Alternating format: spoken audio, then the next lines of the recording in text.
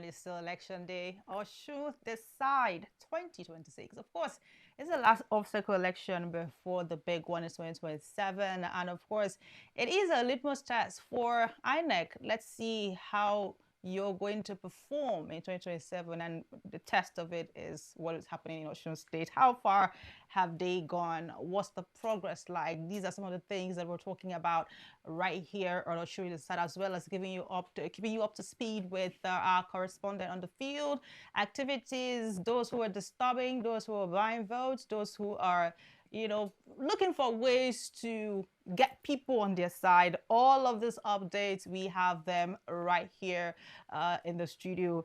Of course, we're going to be joining our correspondent, but before then, I have two gentlemen in the studio with me. I did promise you that we're having a guest, and of course, they will be sharing their thoughts on what they think, looking at the situation from morning up till now, and the build-up. How would they grade INEC? How will you, classify the level of preparedness?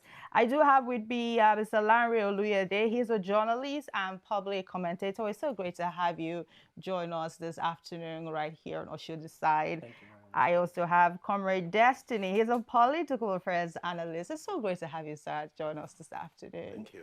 All right. I know that you do have a lot to say. You're very eager and excited to share your thoughts about the elections.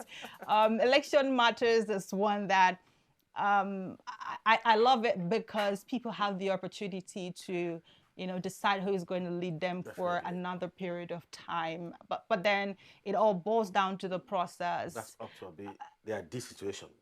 That's what you are narrating now, the ideal situation. All right. The ideal situation. But in Nigeria, it seems we're very peculiar people. And so the ideal situation doesn't always work. So I would let me start with the most excited one.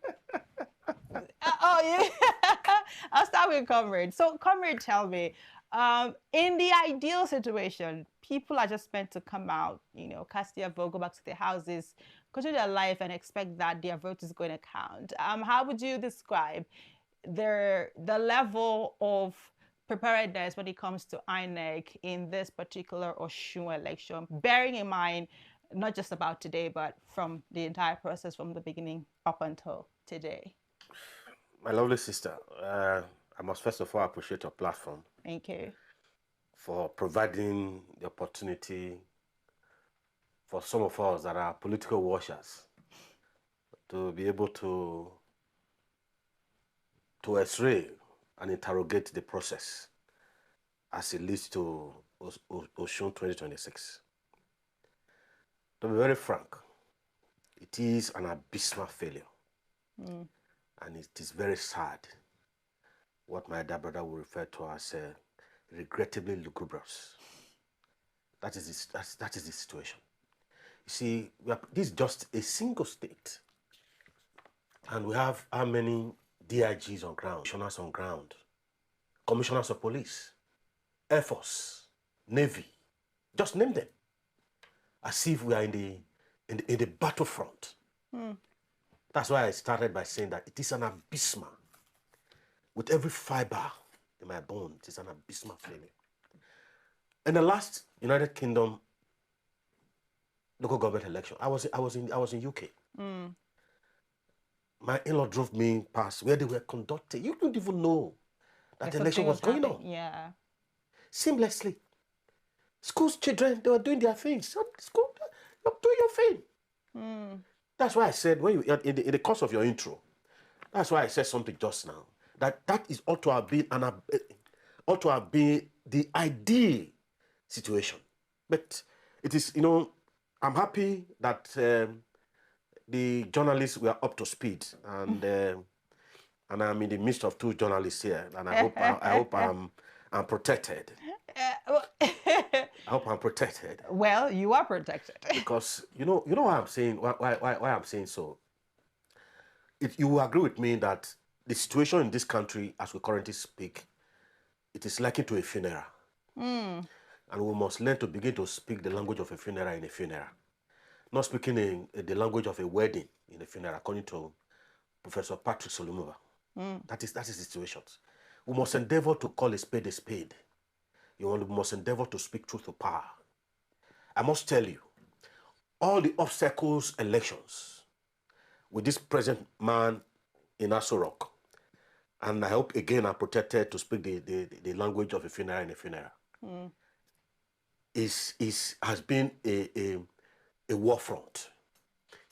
I will take Edo for instance, which is now becoming a synonym or a reference point for every other elections in terms of obstacles election. You saw what happened, and it's still in the mouth and lips of every Nigerian that wish us well. To me, that is the marketing. I participated neck deep in that election. Okay. But you and I know what happened, what transpired. And today they have given us their own governor. And to be true to power, well, we've accepted it because they are managing our collective patrimony. My money, your money, if you are from Edo, that's what they are managing. So that's why I said we've accepted them. But again, is that supposed to be? Are we preparing for war? You see, why this is very critical? And this is a litmus test, not only for INEC. In the course of your intro, you said INEC. For the man in the saddle, the synonym of all, your president, our president, his president, is again, is a pointer to say that all is fair in politics. You can say there's a complete departure from the Edo 2024 and Osun 2026. You ask me why? It's because of his comments. As a leader, you must very, circumspect in terms of your words, because your words are Lord. Your words are law. I use the word, your words are Lord. Your words are law. And your followers listen to your body movement. You know, when a leader smile at a very disturbing situations, you've further emboldened your followers to commit more havocs. And that is what we have seen in Osun. You see, after that, all is fair in politics. You and I have seen the very, very disturbing comments. Some of them emanating from the presidency. Some of them emanating from the red chamber. So for me, it is disturbing. So if you've seen me, I've been using the word disturbing over and over again. Exactly. Which ought not to. So the president must put his act together. As a father, as a leader, and as a husband, you must lead by example. You must speak the right word that will encourage the people to do it right. All right. And so far, so good. He has failed Nigeria, and he needs to apologize to Nigerians. Okay. So now this is an interesting part. So initially, sorry for the small mistake. Is Mr. Lanre Oloyede, a journalist and also a public affairs analyst. I know that you have so many things that you want to say. I'm definitely sure we're going to come to that. But we do have our correspondent on the field who is going to join us now for an interview with the coordinating DIG for the Osun State governorship election, talking about Isiaku Muhammad. And okay, so I think Kingsley Onwuka is going to be joining us for that particular interview. Okay, Agyampe Onyema, Secretary Coordinator, Nigeria Civil Society Situation Room. We're going to have that first before we have the other one. So, Kingsley, are you there? Good afternoon. Good afternoon. Good afternoon. Kingsley is not there. This is Agyampe. Oh, okay. It's so great to have you to join us. Okay, so we're moving straight to our guest directly. Agyampe Onyema, Secretary Coordinator, Nigeria Civil Society Situation Room. Thank you so much for joining us this afternoon. How is the weather in Osun State right now? The weather is very bright and everywhere is a bit, well, I'm in Osogbo and everywhere seems quite peaceful and calm, which is very different from what we thought it would be from yesterday. What were you thinking it was going to be? I'm very curious. Well, so there's been a lot of reports of violence, threats, including fatalities. And of course, most of the political environment preceding the election and even the eve of the election yesterday, you heard reports of shootings and things like that, as well as, the rhetoric from political party supporters. So I know that that's usually the kind of environment you get before an election. However, this particular one seemed really heightened and the environment was tense. So even coming here, I mean, family members are like, are you sure you really want to go to this election and things like that? But having done this for some years, I know that many times this sort of thing precedes election day. And when that day comes, everywhere is usually calm, which is what has happened in Osogbo today. Okay, so you're seeing a relatively amount of peace and tranquility. I would like to use that word, but we do have if you compare it to the reports, yes.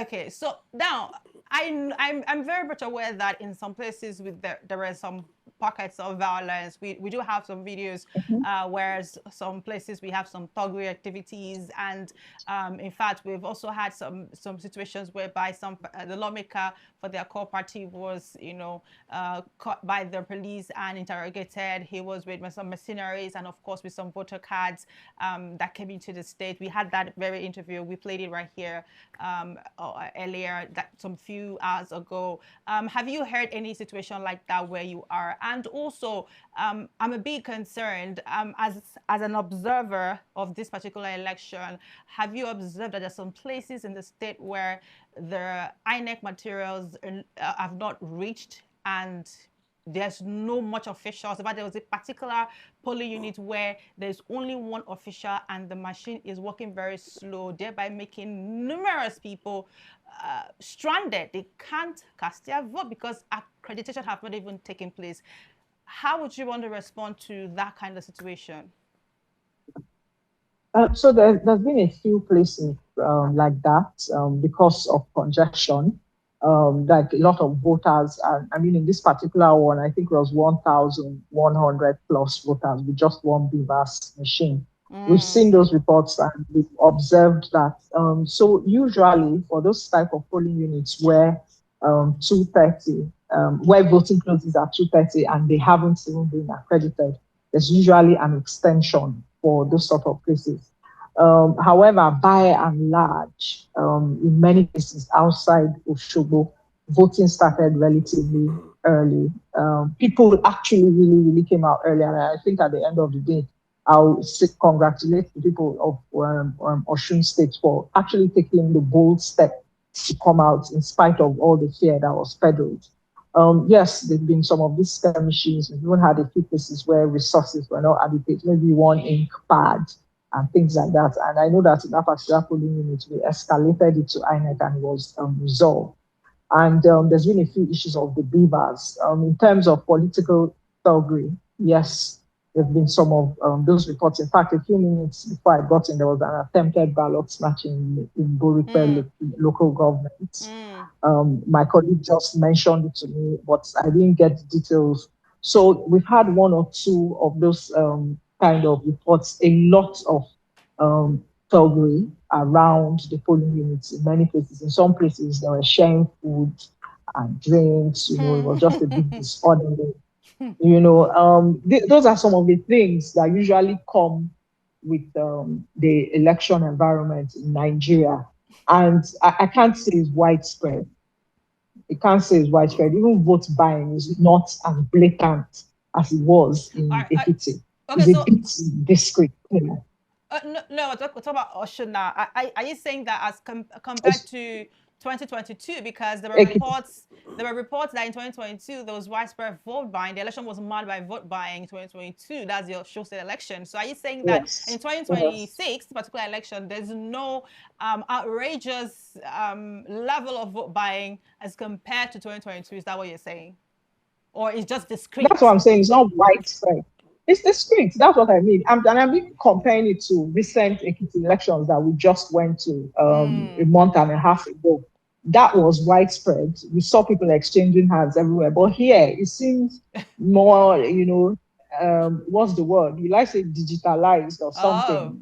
There's a coded way of doing it. And I'm not saying it's not there. I'm just saying it's not as blatant and widespread as it was in the past. So generally, those are the things. All right, so I would like to get your thoughts very briefly before we let you go. How would you generally rate the coordination of INEC when it comes to this particular election? Because of course, like many say, it's a litmus test to what is going to happen in 2027. So from your general assessment, from what you've seen, how would you overall rate the affairs of the INEC? Would you say that they've done enough? They have built the trust and confidence of Nigerians. I know the election is not over yet, but what would you like to grade it to be?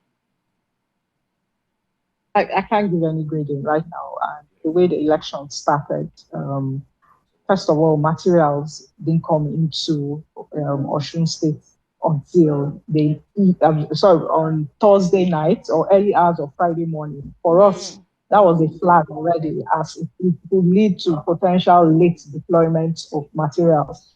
Okay. So they started deploying to further LGAs as late as 1 a.m. in the morning, and that's continued most of Friday, which, if you look at it, in most states, you have to have started 2 days before to make sure that they reach the local government and the racks and all that.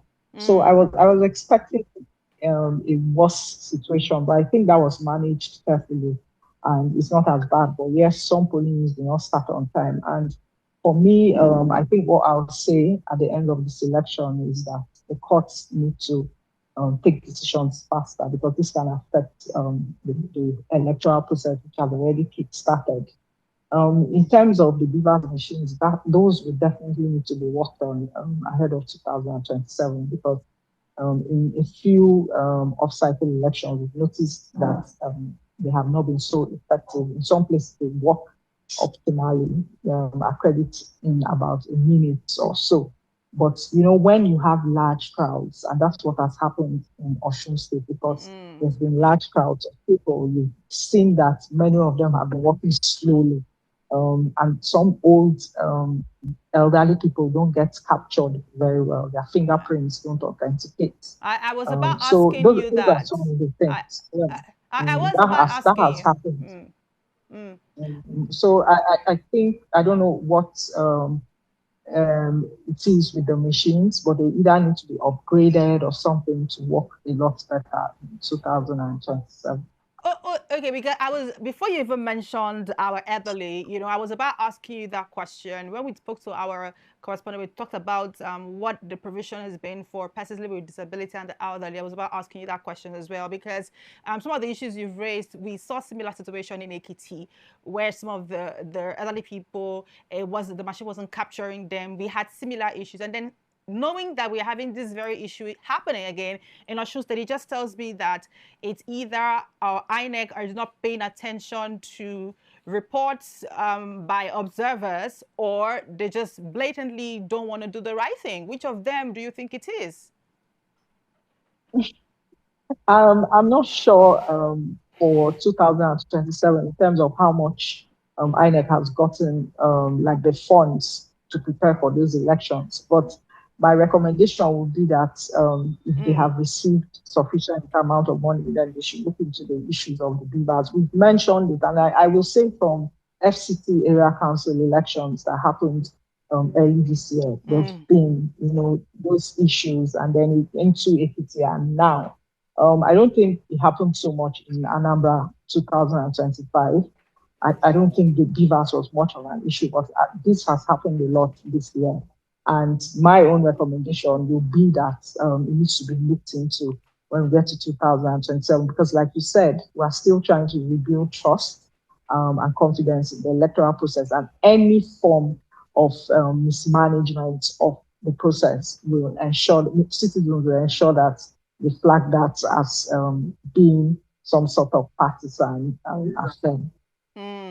Mr. Yama, it's quite interesting that I listened to you while you were speaking, and you kept talking about the fact that, it wasn't exactly how we thought. It's almost like we by default we formed the worst notion as to how the election is going to turn out, as to how INEC is going to perform. We just formed the worst notion.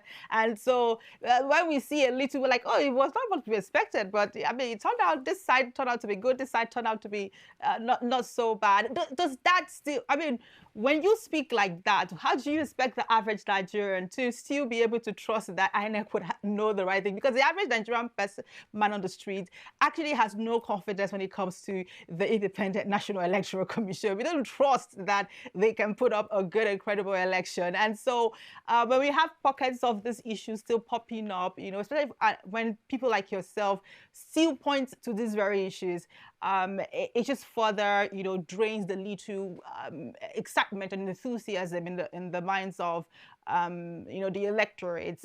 Before I let you go, what are your final words as we look forward to the end of the day, right? Because some places, and I don't know if you've heard anything from INEC regarding extending the time, because we know that there's some places that have not voted. Are we going to disenfranchise these people, or have you heard anything about INEC extending the time? Because I mean, right now this is about almost 3:30, right? So have you heard anything about extension due to some of these places where they haven't casted their votes? No, I haven't, but we're going to check in with that immediately I get off this call, because we have a press conference at 4 p.m. to sort of give our thoughts around and impressions around this first part of the electoral process. But I think I will follow up with some of those places, especially like I mentioned that there was some sort of attempted ballot box snatching, and to see if places like that election was disrupted and things like that. But usually INEC will extend.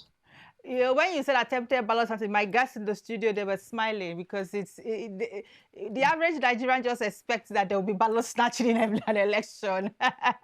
But you know, it doesn't mean anything again these days. It doesn't mean anything. Physically taking those materials doesn't really mean much, because the beavers actually has most of the information. So when people try to do things like that, we've gone a little past that, and the information is already saved on the beavers machine. Okay, thank you so much, Agiampe Oyema, for joining us in this conversation this afternoon. And I hope that we're able to get to hear more and get an update when it comes towards the end of the day as to what INEC is going to do regarding those who haven't casted their vote. And I will also be looking forward to know what your final conclusion on the entire election process for Osun State would be. I would like to know what your grading would be. Thank you so much for joining us. Thank you so much. Thank you for having me. All right. Have a blessed day. Yeah, cheers. All right. Well, gentlemen, you heard her.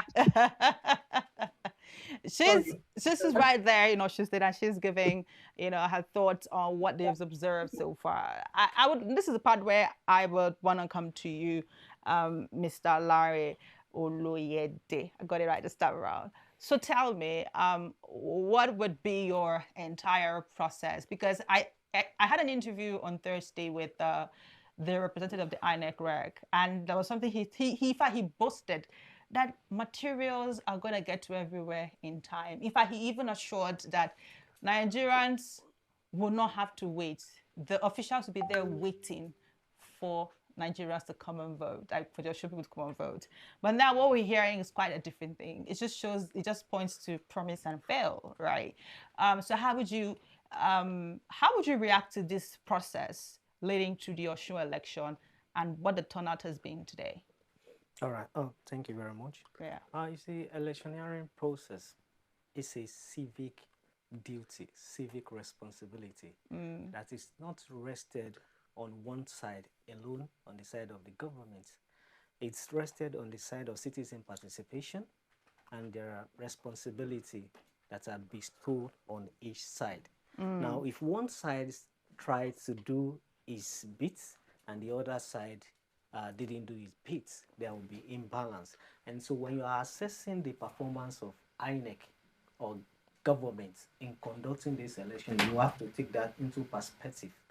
So it is important I establish that premise going into my assessments of this entire process. Now, in elementary physics, we were taught about measuring instruments. There are instruments that are graduated to, measure the finest and minutest, details. While there are some that are, graduated to just take general measurement. So when you are measuring the performance of INEC or government in this election with the measuring instruments that measure on a general scale, to some extent, I would say we've seen a bit of improvement. So we could say kudos to INEC.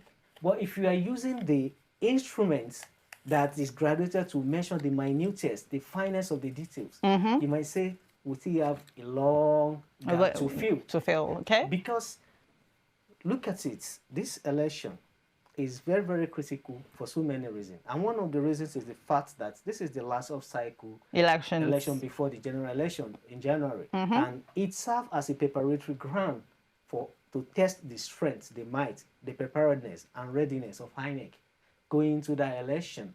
And unfortunately, INEC is not going to have the luxury of concentration of resources that it has or that has been deployed to Osun election. The resources, the personnel are all going to be spread across the country. States. Now, if we have deployed this much resources, this much personnel, and what we're getting is not nearing 80–90%, then I think on that scale, we can say, okay, INEC has not done more, because we expect that at this level, with the level of preparation, with the availability, the luxury of resources of personnel, you expect to be getting close in the neighborhood of 80–90% in terms of performance.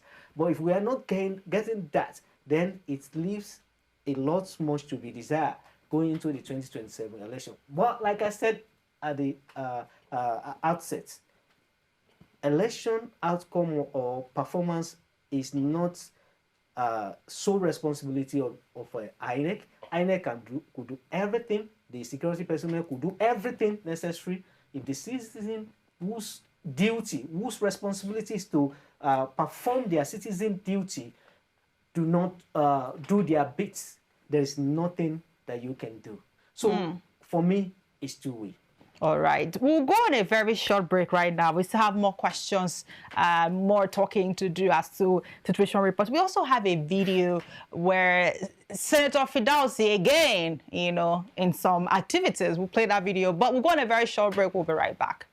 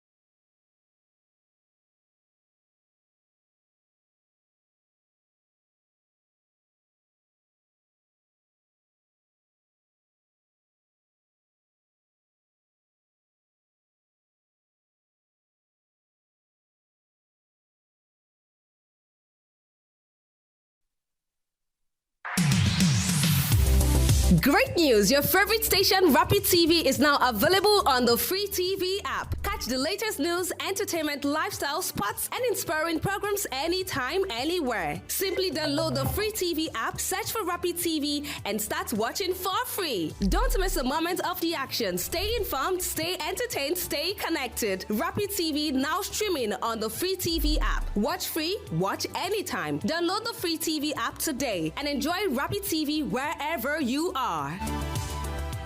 Rapid TV, rooted in truth, driven by impact.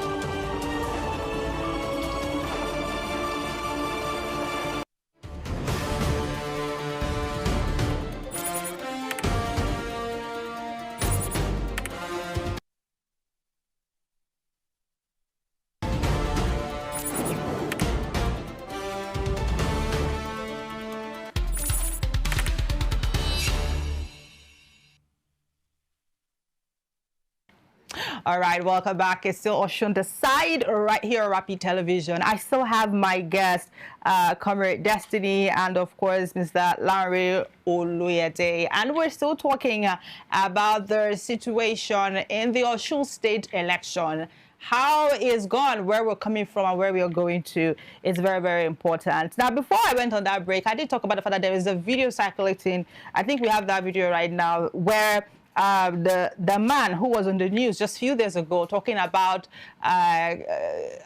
the K word, you know. And in his defense, he said that what he referred to was killing them with votes, right? But this time around, there's a video circulating where he's talking about monitoring who they are voting for. Well, let's look at the video. Let's listen to what was said right there in that video.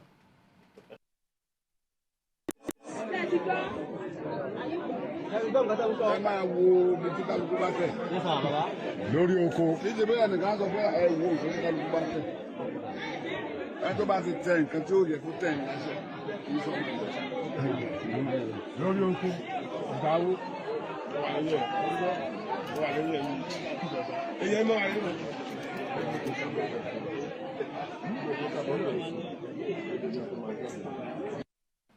I'm very, very marveled as to why every time I have to see this man on the news is for something that is not exactly very pleasant. But then again, people talk about protecting their votes, but this particular one is you want to check, you want people to find out who they're voting for. You want your people to monitor who other people are voting for. Where then is the place of choice, safety of my vote, my decision, my choice, who I want to vote for? Why do we have to have somebody monitor who my choice is? These are the issues, comrade. Why would you want to speak to that? You're right. You see, no, I said something at the intro. We try to be very careful with the choice of words. Okay. I learned that he's a senator, Francis Father, or something like that. You see, I wrote an article a few days ago based on his comments that permit me that fools grow old too. That not in all cases that it comes to wisdom. There's something like that. It's like I tried to astray the comments of Goodluck Jonathan where he said that my ambition doesn't worth the blood of any Nigerian. Then I brought it to the man in the ruiner, one of the synonym of all the ruiners in Aso Rock. That is Mr. President. That all is fair in politics. I did an article. Then I brought this fellow. Permits me, he's old enough to be my father. Because when salt lost its value, trampled on it, step on it. A man of this nature men of this nature, they are not supposed to be living in a free society. I'm very blunt. I'm very blunt. We must learn to speak the language of a funeral in a funeral. Not speaking the language of a wedding in a funeral. It's an aberration. We are in a funeral. We should accept that we are in a funeral. You see, one thing, you know, when you are ill, you approach a doctor. There are two persons that you cannot lie to. Your doctor and your solicitor. When you have a case in court, your doctor will ask, your solicitor, your lawyer will ask you, tell me the truth. True. When you go before your doctor will say, tell me the if truth. you lie to your doctor, you will go the wrong prescription. Am I right? You see, if he had been told before now, it makes it an inciting statement. It's an inciting statement. But if I should make any statement here now, perhaps before I leave this studio, you see DSS around here, which they are not although they are the top wing of APC. I made both to say so. And they want interrogated me. I told them why I'm saying that, because I have been a victim of DSS being a talk to APC, which is sad. But I listened to my friend just now. The way he spoke, he's speaking as if he's from London or from those sinner client, those developed countries. I'm here. This is the only passport I have. I grew up in the streets. Aren't we the developed world is in same climate? Yeah. I mean, he's a proud Nigerian, so... Nigeria is a developed... Well, this is a banana republic. Oh, wow. With utmost humility. See, my lovely sister, we must... See, let's... You see, when you tell your doctor that this is the sickness, this is what I'm facing, the illness, you will get the right prescription. It's like you're not getting me. I am getting you. See, we are thinking that we are in a wedding, when we are in a funeral. That's why we are not getting the right sound. We're not getting the right vibes. So what are we supposed to be doing? I mean, what are the songs that are being played? This fellow ought to have been behind bars. Inciting? Just tell me, Nnamdi Kanu and him, what is the difference between himself and Nnamdi Kanu? Please educate me. I'm lost at this point. You see, I said it. I said, you see, when a leader make a certain derogatory statement, that ordinary ought not to come from a leader. I'm a father. There are certain comments or certain behavior that I will not display before my words, before my children. They will emulate me. They will follow my footsteps. If I'm the type that go out in the night and come in the morning, then they are watching me. Daddy walks in the night, he comes in the morning. You know what that means? So that's a problem. And I listened, he said they should kill them. I like a little bit of Yoruba. You don't need, you see, and again, trying to say it was AI. I told some of my friends, we need to take this person that I lied against AI. We want to take them to court. And seriously, not too long ago, a certain person, very prominent, said it was an AI. You read that too. Yeah. And this fellow again, I think he's a service senator, if I'm not mistaken. That was, yeah. Say it's an AI. My sister, you see, we want to get it right. So how do we get it right if we want to get it right? Yeah, if we want to get it right, let me be very frank. All the journalists, we must live above board. I understand your predicament, and I share in it. I understand, to be very sincere. You see, when you are dealing with a man that knows your secrets, that knows your weak point, there's a problem. What is this weak point? You see, these men these ruiners in Aso Rock, they understand us more than we do, because they were once with us. You see, I'm a civil society person. I have been the publicity secretary of an NGO in Edo State. I have been a secretary. I have been president. So when the issue of fuel subsidy, we slept at, if you are used to Benin, Ring Road, I slept at Ring Road for 2 nights. Coordinating. We had a strategist, which is the man that is presently in Aso Rock. You see, that's why I said, you understand us. So you know our weakness. So it's difficult for us to ask nothing. It's a Capone. It's been a while I heard that name, Capone. Seriously. So it's difficult. That's why you see all Nigerians. With utmost humility, all Nigerians, we are all defunded. It's like we are captured. Seriously. You saw what happened to the very revered our bishops of the Catholic. These are men that have sacrificed themselves for the well-being of humanity. Let us be very sincere. Do you know what it means? A man. I look at this, my beautiful sister can't do anything. A man.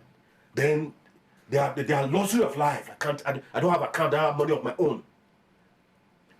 What sacrifice do you want from them?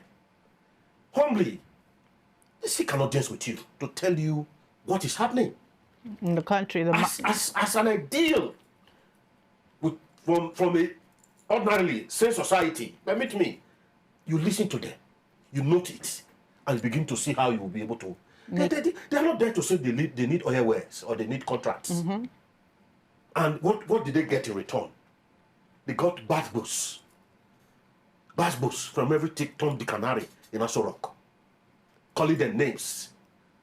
It's insanity. It's unheard of. That's my problem. That's why I said we need to speak the language of a funeral in a funeral. So if we are getting you correctly, you're saying that the foundation of whatever it is that is happening in our election and in the Osun election and might likely happen in the general election is rooted towards one direction, and that is because that direction has power over the system. You've said it. Let me take you back. If you recall, when our very respected Goodluck Ebele Jonathan said that my ambition doesn't want the blood, you saw what happened. If he had behaved like this man, this winner take it all, this all is fair in politics. That's why I said at the back end that is an intellectual draft for you to say all is fair, even in war. That's why you see that they want to call it war crime. My first degree is international diplomacy, master's in history. You don't need that's why you are setting statement that ought not to come from a leader. See, if you make a very careless statement, it's enough to bomb the country. You've heard what Sheikh from Kano, if I'm not mistaken. It's a fallout from the comment. We should expect more in the coming days. As 2027 draws near, we should expect more. I'm not a prophet of doom. Okay. But I'm a realist. We should expect more. If such comment can come from a president, a father, a husband of a nation, then what do you want me to do? He who is that fears no fall. I'm already here. Okay. Like I will do what I'll do. Okay. I would want to come back to, just calm a bit. Let me now move to you. But you said something very important. Your history, and it's quite interesting because mine is the opposite. History before international relations. Yours is just before history.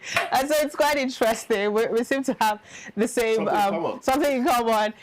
So our able journalist, he said something very interesting. He said, probably journalists are not able to express themselves and express the situation of things, maybe due to one or two things. Do you agree with that? Don't you think our journalists are doing enough to tell the story, to talk about the ill, to talk about this mishappenings? Do you think that they're not talking enough? Journalism is one of the very few professions that is empowered by the Constitution of Nigeria to hold, government accountable on behalf of the people. Exactly. And that is why journalism or journalists are regarded as the fourth estate of the realm. Yeah. Creating a platform like this, where we can criticize issues without fear, without any harassment, is one of the fundamental role of media in terms of, holding the government or leadership accountable. Now, the man in question, there is a general saying, an age-long cliche, that you can cover your body, but you can't cover character. Because character is like the scent of a perfume. If you wear a perfume on your body and you enter this studio, no matter the number of garments you wear on, the scents will go everywhere in this studio. So the man in question has evidently proven the kind of character that he is made of. we have seen what is said or heard what is said in the first video, and we have seen the second video. But the fact that he is not being interrogated presently does not mean he cannot still be interrogated thereafter. Okay. You understand? Because there is no timeline to when he can be interrogated. Ordinarily or ideally, this kind of a statement shouldn't be coming out from somebody who is perceived as a leader, because leadership position is a very, very delicate position that, you know, calls for sense of responsibility, because anything you do, your followers are watching. So it is unfortunate that we are getting that kind of a vibes. And I dare say that from my experience in covering election in this country, he's not the only kind of politicians who does what we have just seen him do. No. Many of them, it's just unfortunate that he's been on camera. Right. You know, there are many of them who might have even said worse than that, or even done worse than that in this election. So we look forward to see what the security agency will do. The first one, he was invited. I saw a video where he said he went to provide information about what he said. We don't know, but we expect that this one too. No, I think what I think in an interview he did say that he was referring to the issue, kill them with votes, pump them with lots of votes, and some Nigerians reacted and said, oh, they should also kill their family with votes. Is that what you mean? So. Are you really, when you say you're looking forward to see what is going to happen afterwards, because he has said this, do you really believe that statement you just made? Like, do you really think that he's going to be called upon? Because it's quite interesting, because the Accord lawmaker who we saw earlier that was caught with some voter cards and some mercenaries, he has been picked up already and he has been interrogated by the police, and I'm sure they would, you know, do what they're supposed to do with him. But then when we have somebody here on the other hand who is, you know, doing things that are also contrary to election process, and he has not been interrogated, are we seeing fairness? You see, one aspect of our electioneering that we still need to get right, just like he alluded to, that he said he traveled to, was it UK? To the UK, yeah. You know, you don't even need to go as far as UK. Was it Zambia? Was it Zambia or Malawi just had the election about 2 or 3 days ago, presidential election, and you need to see the setting. You know, one scenery I don't like about Nigerian election is you see a crowded, you know, polling units when an individual like a political elite or a VIP want to vote there. You know, just like we saw when the incumbent governor and also the leading opponent, Oyebanji, wanted to vote. You saw the crowd. I was like, when the incumbent president of Zambia wanted to vote about 2-3 days ago, there were no crowd, nobody. He was just the only person in the room and a few electoral officials. When are we going to get to that level where you don't have, you know, a crowd? Because if you are not the one voting, you are not supposed to be seen around that cubicle at that particular moment. Because that's true. You are not giving freedom to the person who wants to vote to make his choice. Because when he's being crowded, then there's tendency of him being monitored to know which party or who the person voted for. And that was what we saw in that video, where the man was moving very close to the cubicle where the thumbprinting was being done, and he was asking people to monitor, people to know exactly where they put their thumbprint. So I believe INEC officials are watching. I believe the relevant authorities are watching. If there's any other improvement that we want to see going forward in the election, that is one area they need to clean up. We don't want to see people crowding around the cubicle, the voting cubicle. Only the person that wants to thumbprint should be the one around that. Let the person have the freedom of his choice. Thumbprint, then drop in the ballot box. So if we have that kind of situation, this kind of situation raised by Father Osun wouldn't be happening, because there will be nobody to crowd around you to want to monitor who you vote for. It's quite interesting, because he said something about, INEC need to make that policy and say, okay, nobody is supposed to be seen around the voting area. Just let people have their freedom to just come in peacefully and thumbprint and leave. But it still falls back to INEC. Do you think that the INEC we have right now, I think earlier when my colleagues were interviewing a particular guest in the morning, he did talk about the fact that the idea where the president is the one who appoints the INEC chairman, that poses a lot of a problem on the effectiveness and the free hand that the chairman is going to have to execute something. So do you think that the INEC as a body would be able to say, okay, we are going to be changing some things, we're going to be re-strategizing, I don't care who is going to get offended. These and these are policies I need to put in place. And do you think that the Nigerian people are actually in a position where they can actually listen to law and order? Yeah.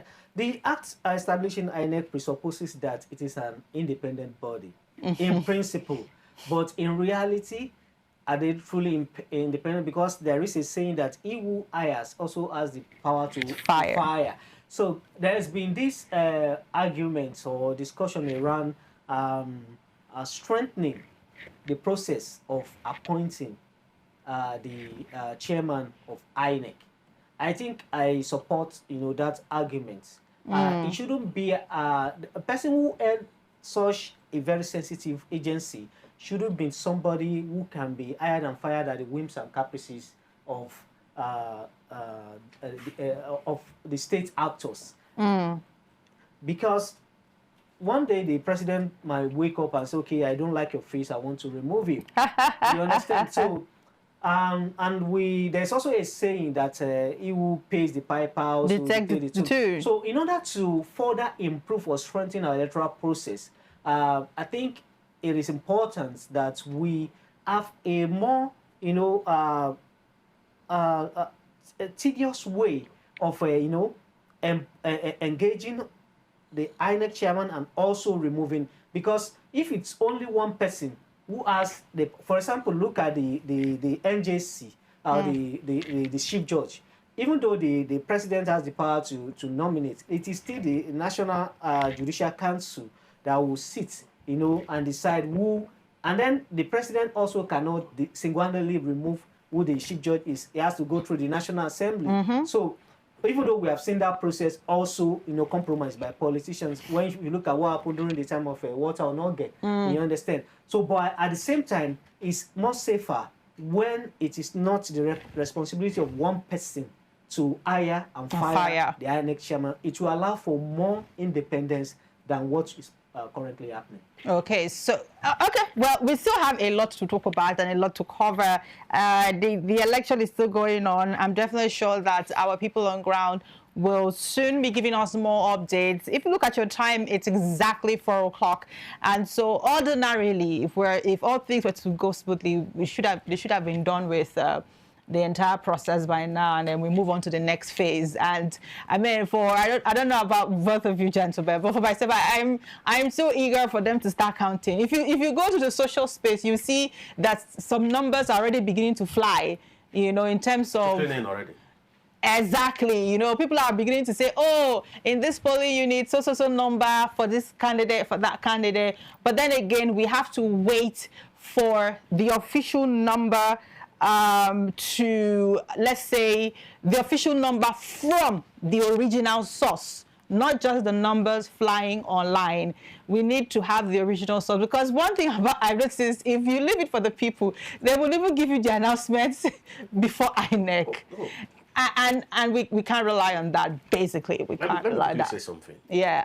I've been an election observer quite from I think my year 2. Okay. Yeah, from the university, all observer. You see, now I think we have stepped up in terms of performance. Let us be vague. You can't compare to now. There's what they call on the spot, by way of getting the result from the various units. There are unit results, which you will snap. From there you can get, but there is a caveat. Maybe. See, our beavers. See, I said something just like that. I followed the dual election to the Supreme Court. I followed it from the nursery, the kindergarten, the PhD level. To the PhD level. To the PhD level. I know exactly what I'm saying. The sad thing is this. You see, when the president said all is fair, it's not as if he was drunk of high substance. No. The man chose that words carefully. And he meant it. You see, I'm a little bit disturbed about the level of oppositions that we have in terms of the leadership. That statement alone, by now, opposition ought to have been in the streets day after day. Do we have opposition? That's another thing. That's why I said I'm a little bit disturbed. Oh, okay. That's why I said I'm a little bit disturbed. Okay. Because the crop of oppositions we have now, they are more saddled, or perhaps they have allowed their how will I put it, their quest to be president becloud their sense of cognitive reasoning. That is the gospel truth. I have had the cause to have interface with some of them. You see, oftentimes I try to reference this present man in Aso Rock when he was in opposition.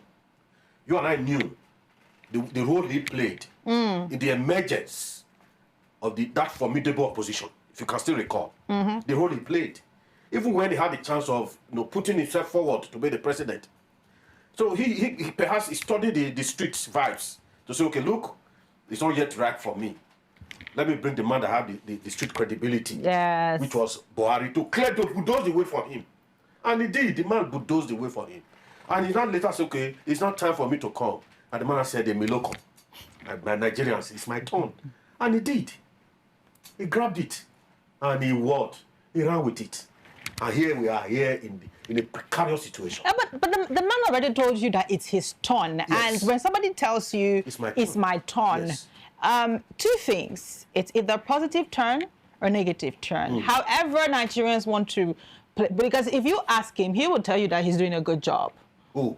I mean, the man at the helm of affairs, he would tell you that he's doing a good job. If you ask any of his people, they will tell you they're doing a good job. But then again, if you ask the average Nigerian, they're torn between him doing a good job versus him not doing a good job. Sister, let me quickly say this. There is a very rich saying in my very rich language. When my father died, I lived with my grandmother for about 9 years. From there, I went to the university, I graduated. There's a saying, no bewugo. Okay. What that means, okay, when translated, a man that is dancing, it is not your duty to say whether you are dancing well or not. It's those that are watching you that know that whether you are dancing well. It's not the right or the duty of those in Aso Rock to say whether they are performing or they are not performing. It is we Nigerians that they are managing the collective patrimony that should decide, that should tell them whether they are doing well. Like what the Catholic bishop went there to intimate them. And look, this is the cry out there. So there's a problem. You see, when my friend said something just now, that despite that now he has been interrogated, perhaps released, that's the man, the senator Fadaose. You see, there's a saying in law, justice delay. It's not justice denied. Let us be very frank. You see, for me, I don't know how to paint. That's the issue I have with my wife. When I tell you the way it is. When it comes to love, I will do the love. But when it comes to being objective, I will tell you. The House of Assembly member that was arrested is in detention as we speak. Yeah. In terms of trying to quantify the enormity of their various crimes, which one is more grievous? It's a man that is said to say, okay, you have to see anybody. He said not to burn a whole state. Let's be very sincere. That's a state crime. What he did is an electoral crime. Senator Fadaose crime is both state and electoral crime. That is the gospel truth. But you let that because the father in Aso Rock said all is fair. Go and do it. If you can remove the traditional law, remove it and bring it to Aso Rock, all is fair in war. After this thing will now look at it and say, sorry. Who does that at this day and time? Nigerians, see, the point this afternoon is this. Nigerians must take the president and the presidency. That word, they must record that word. All right. All is not fair in politics. All is not fair. All right, comrade. Even in war, all is not fair. All right, comrade. Thank God you study international study and diplomacy. Go back to it. All is not fair. If all is fair, there would not be anything like war crime. Let's not be very sincere. We must set the record straight. We must not try to bend. That is why the former US President Barack Obama once said the problem of Nigeria or Africa is the problem of institutions. We have weak institutions, porous institutions, and we have very potent individuals who can say, let the day crash. And fortunately, they don't have such power. The power resides with Almighty God. That's why you see the president will tell you, remove the governor of a state, elected governor of a state, and overnight. That's why they will say remove the chief judge of the federation. At the point was removed in this country, and heaven does not fall. So there's a fundamental problem. That's why I'm saying Nigerians, the problem is in our palm. A closed mouth is a closed destiny. You can't just allow a certain crop up that is not even up to 2%. To what my mother would say, dabaru your destiny. Turn your destiny upside down. Put it in a reverse jar. You're heading to Ore, but it's taking you back to Benin. You will not get to your destination. There's a fundamental problem. Exactly. Nigerians must rise up. They must stand in the gap. Not permit me, not going to church. Yeah, church. There are times for church, but you must stand in the gap. Because there are certain things that you can do for yourself. God knows that you can do it for yourself. God knows that you will take water and go to the bathroom and have your very nice bath and all of that. But for praying to God to come and it's insanity. God, you will get yourself examined. Exactly. That is it. So the thing now is you've mentioned a number of things, and by the way, you would need to teach me that word of your grandmother. Maybe I'll probably be using it after every of my show. You know, I'll be reminding Nigerians that very word. There's this very significant word that a big friend of mine usually say. He says, if you forgive a person for what they know you're not supposed to forgive them for, they will do it again. And this is something that we're saying, because I mean, he did the first one, nothing was done, and now you're doing something because you feel that, I mean, nothing is going to happen. And this is the attitude that to a large extent we've seen the political class, the ruling class exhibit. Nothing is going to happen. Like we say in our local palace, heaven no go fall. You know, so they keep repeating these actions, and they have termed the Nigerian people as people that easily move on from one conversation to another. Does this also go to an extent? I'd like you to answer this question, Mr. Larry. Does this also affect our drive? Because he said something about we need to rise up, we need to step up, we need to stand in the gap, not really in the church, but we need to stand in the gap, which we now have to do with more talking, putting more pressure, and maybe peaceful protest, and peacefully demanding for things that you're supposed to get as a people, so that things can move forward. Because the truth is, the ruling class is there for the people, not for themselves. But in Nigeria, it seems as though they are there for themselves and doing the people a favor. So how else are we supposed to stand in the gap? Because the last time Nigerians tried to protest, we know how that went.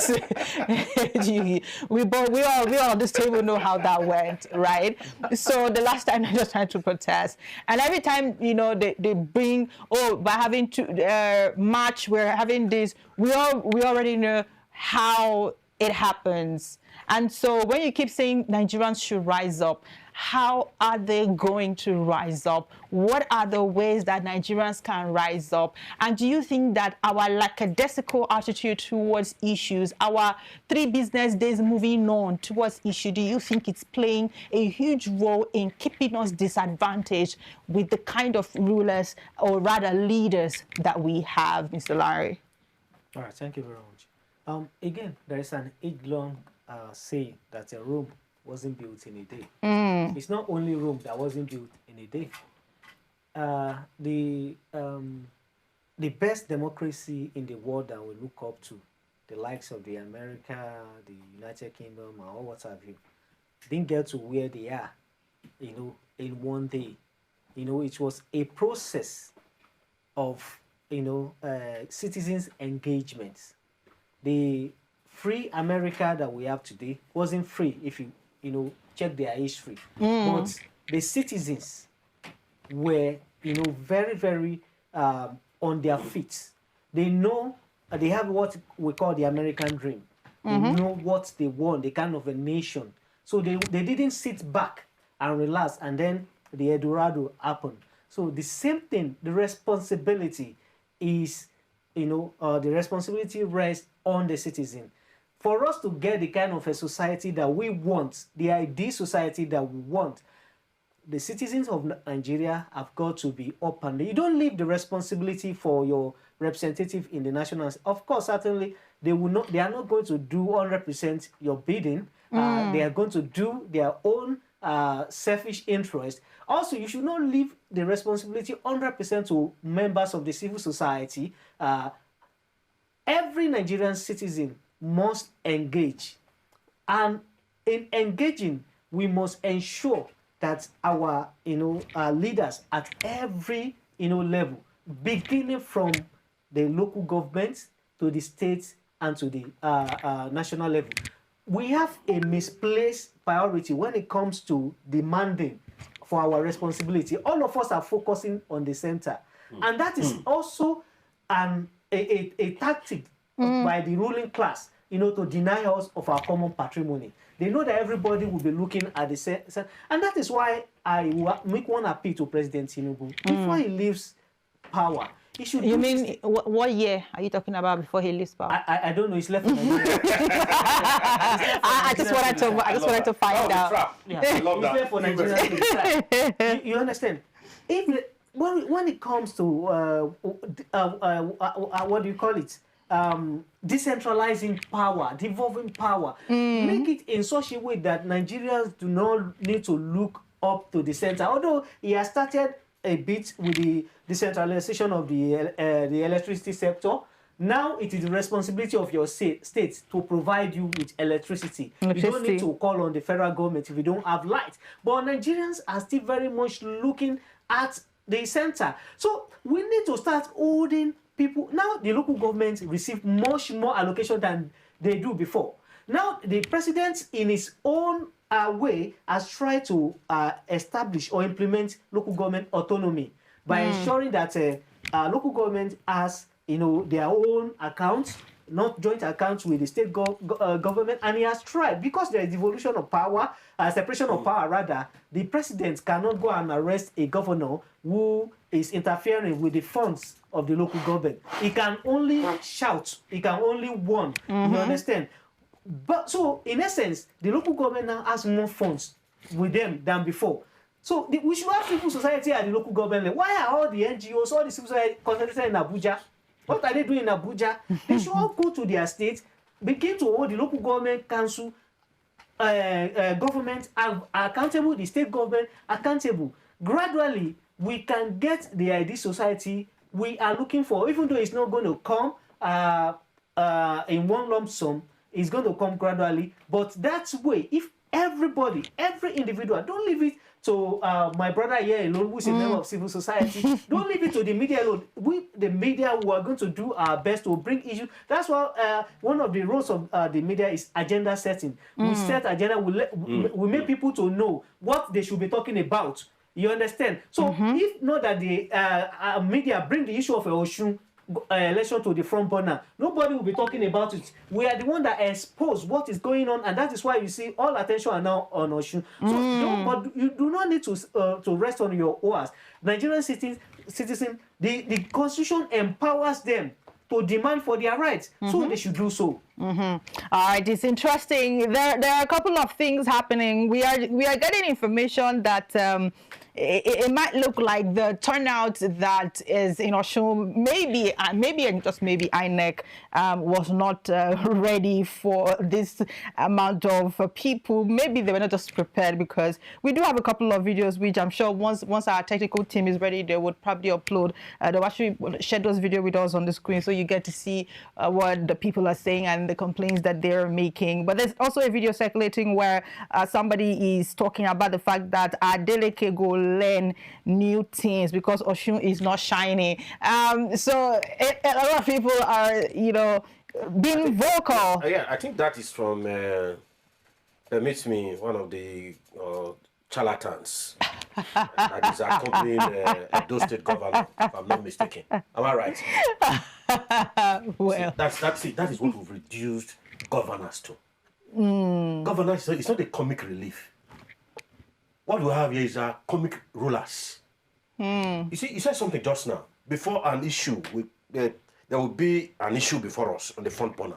Before that dies down, they bring in another 3 one. business days, we're moving to the next one. You see, I said something earlier. They've studied us, these men in Aso Rock. They know us. So they see, as we are doing now, whether They know we have short-term memory. What did you call it? Big Brother Danger. Big Brother Niger. I refuse to watch it. Deliberately, not in my house. You don't. Because there's a serious business. We can't be mourning. And you say you want to fix a wedding in the midst of money. It's not done. It's not done. It's not done. You see, my brother said something just now. You asked a very fundamental question. You see, our greatest challenge as we currently stand are the religious settings. With utmost humility. I'm a Christian. The only thing I've ever known from birth to this minute is to being a member of the Christendom. Even the traditional, I grew up with my grandmother, I've never associated with it. Christianity. Our problem in this country is Christian, permit me, and Islam. It's our greatest challenge. We have reduced our governance and democracy to religion and tribe. You saw what happened. You see, it's only a fool that will say, what befell my neighbor, that's something right, or her. It's only a fool. It might come to you. It might come to you. Today is the Catholic Conference Bishop. Tomorrow, we don't know. It might be the traditional rulers. It might be the sheikhs, permit me. We don't know. That is why when an error is observed, you must nip it on the bud immediately. All right. Before it spread. All right. Let me learn with this thought. Okay. You see, my brother made mention of the United States of America.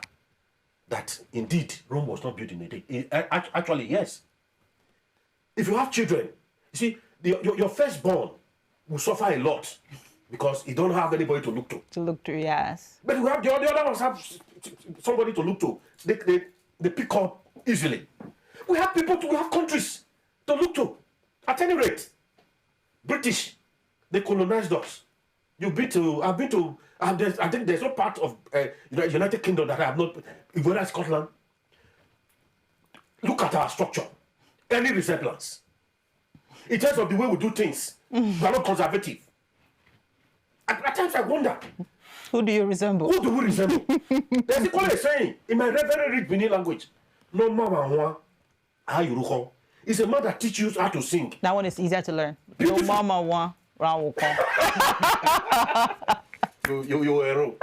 You see, it's a man that teaches you how to sing that very invariably you will in terms of. But just study us. Look at our system of government. The United Kingdom, the parliamentary system. Look at it. Even the so-called presidential that say we tailor towards the United States.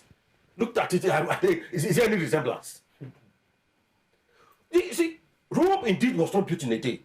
Christian or religious leaders in the United Kingdom, like Martin Luther King Jr., the likes of W. Du Bois and many others, they were in the forefront. Marcus Garvey and the rest. They were in the forefront, channeling and singing the right song and using the right language, funeral language in the funeral. And indeed, the American system listened to them. And today, they've had a black president. And today, black is recognized because there was a uniformity in a single message. But here, if you go to our church will tell you, don't judge your leader so that you will not be judged. Because they on their own is an error. The church is not tailored towards a family, from father to son, or from husband to wives. It's an aberration. Because they know that when they bring that right message, the church will first of all start from the church, begin to ask them a very select question. What are you doing with our tithes? So we must go back to the church and our religious leader. Kamas says something that religion is an opium of the people. My mother of about 70-something years, 76 or thereabout, she called. My mother's pastor and I should be of the same age, or maybe a year or two. My mother called the pastor daddy, papa. That should tell you the power of religion or the church. If properly harnessed, there are in Benin, there are no streets. If you don't have a church, you have one in Benin. We are not harnessing it. We are not harnessing it. So we need to magnify and amplify the power of the church for the betterment of the ordinary Nigeria. We must start from there. I've told some whoever can be mechanic that the change we crave for is going to start from the church. Otherwise, if we are waiting from the church from Aso Rock, we won't wait for eternity. All right, the change that you're looking for, it has to start with our institutions and not. It's not a. Let's stop looking at the smoke screen. Let's just be very, very realistic with what we're doing as we wrap up. Right, this very great conversation. I'd like for our two gentlemen to give me their final words. I mean, let me start with you, Mr. Larry. What will be your final words as we anticipate election result? Because we want to, connect and see some of the videos that our correspondent have sent in, in terms of the complaints of the people, their knowing that till now some places have still not gotten materials and all of that. Comrade, it seems like Comrade is excited when it turned out what INEC is going through. It seems Comrade is excited. But it's like, just give me your final words. Just give me your final words, as we get set to wrap up and then anticipate what's going to happen into the night. All right.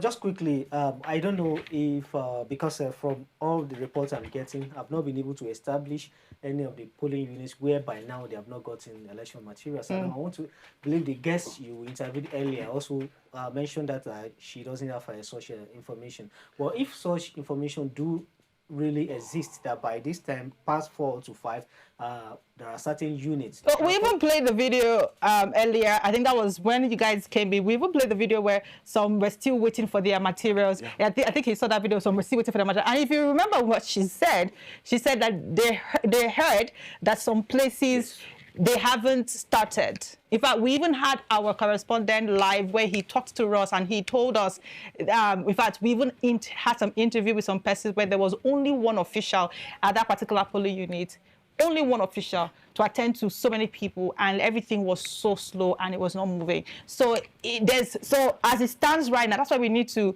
be able to connect. Once we are done with this session, we'll be able to connect and now know what it is right now, because we have lots of videos coming in. People complaining about a number of things which we have to look at. So let me get your final word. I think that should be investigated to establish whether it is not a deliberate attempt to sabotage the process. Okay. Because politicians are known to be very willy and very sly. When they know that a particular polling unit has the tendency to maybe supply block votes or to swing election in that particular area, they might want to, play. So that incidents need to be thoroughly investigated to know why. Is it that INEC didn't deploy to that polling unit? Is it that there were gaps in terms of transportation and logistical, inefficiency? So we need to know what really happened, why that is happening. And having said that, as my final word, democracy, they say, is the government of the people, by the people and for the people. Yes. This process is about, going towards its tail end. The Osun people have decided to come out unprecedentedly in terms of a voter turnout. We said about 80% of voters who have collected their voter card turnout. So we should let the vote of the people of Osun speak. If democracy, if we are going to have true democracy, which is a government of the people, for the people, and by the people should be made, should be allowed to form their own governments by allowing their votes to speak. I am speaking directly to INEC now. INEC, the ball is now in your court because the voting has been done.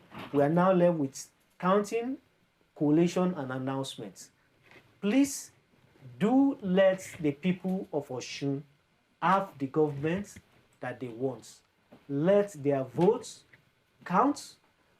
We shouldn't have a recurrence of what we have had in the past, where we have individual official of INEC, gathering about 3 people inside a room and announcing a result different from what was, collected on the field. And we also do not want a situation where this result will also be taken to Abuja for it to be announced. Let the votes of the people of Osun speak. Let them have the government that they crave for. Thank you. All right. In 30 seconds, comrade, what would you say? I don't think that is possible within 30 seconds. We're trying to beat time right now. Because me, yes. I'm not the prophet of doom. Okay. I don't expect anything, not even here fantastic, from this present INEC as it's presently constituted. All right. To be very frank with you.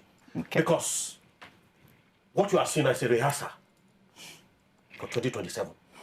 Though was just a playbook, this is a rehearsal for 2027. Osun people, their delegates, they should go and prepare for state collation because that is where we have the boju, or what the Benin refers to, Obubu Yeye. That when we say Obubu Yeye, it's a thing that is not very, that is not clear, even when you are visible. But it's not clear. You're not blind though, but it's not clear. But it's not clear. It is Obubu Yeye. My final word to Nigerians is simple. As we all go out to gym every week, as 2027 approach, we must set aside 1 hour to practice madness in preparation for 2027. No, I know for sure that madness will not take us to a psychiatric home. It's for us to be prepared. You see, I know why I said so. I remember, I told you I grew up in a village. We had about 2 or 3 mad people in our. There was a time when I closed from school, when I'm coming, I would see a madman try to, harass me, face me. I would run. Then one day, I was very bold. As I was coming, I pick up a stick, and the mad person, was on his heels. What that means? You see, there's a saying that desperate time calls for desperate measures. Nigerians prepare. The psychiatric or the madness will not take us to a psychiatric home. Don't be afraid. I've started mine. I went today. I've started mine. We must be prepared. Otherwise, what we are seeing now will be a child's play. I told you, Benin was a playbook. Osun is a rehearsal. 2027 is next on the line. All right. Thank you so much, Comrade Destiny. And of course, it's my pleasure. Mr. Larry, it's so great to have you for 1 hour, 30 minutes. It's fantastic. It's great. It's great having you, talk so passionately about Nigeria, our electoral process, and how we can move forward. That's very correct. I don't know about you guys. It's the only one I have. Okay, yes. Nigeria is the only country we have, and so we must do everything possible, legally to protect the country that we have. On that note, it's still Osun the side.